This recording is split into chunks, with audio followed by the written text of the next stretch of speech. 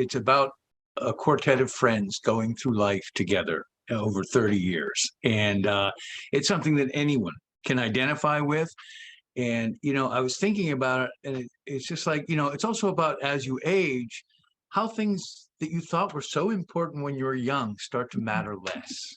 And you just sort of, like and it also reminded me, hey, I'm getting older. So thanks for that. No. But it does, it really reminds you think to yourself, my God, I'm playing this, you think, oh, I'm playing this role, and then you go, but I'm old enough to play this role. But it's funny, it's sweet, it's moving, it's the whole ball of wax. Yeah, I think wherever you are age-wise, you're going to find something to identify with because you're following two couples over 30 plus years. So you're going to fit in there someplace. And Joyce and Allison, is this sort of perfect timing for a play like this in a time where people have been feeling so isolated? Yeah. Joyce plays a character named Peg. And her last line of the show, I think, just completely sums it up. We won't spoil it, but it is a very timely play. But yeah, the importance of community and taking care of each other, being friends together. And, in this play, we go back to the 70s, to the 80s. We're all different. One of us is, we're different political parties. We're different religions. We eat different cereals.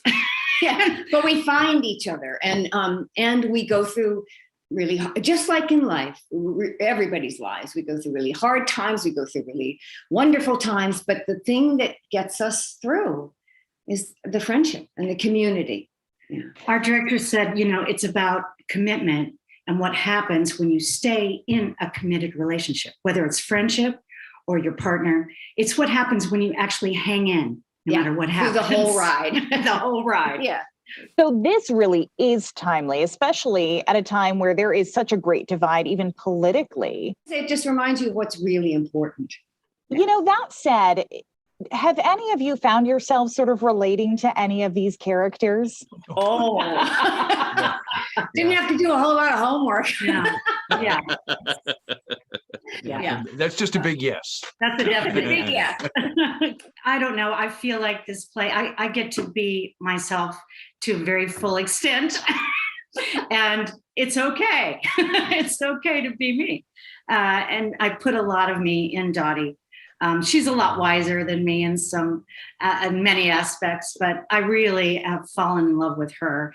And with all of the characters, it's really a delightful journey that we get to take. Yeah. Guys, I'm going to switch back to you for a moment. What is it like? I mean, it's been 18 months since a lot of you have been able to even do the job you do. What has it been like to be back on stage? What's the energy? This play is good for the fact that we're coming back. Do you know what I mean? It's a good play for that time. It's a reminder because we've all been so isolated for so long, and it's just nice to have a play that's about people coming together at this point in time. Looking at the theater staff, what they're doing, and we had really long days setting the lights and the sound and everything.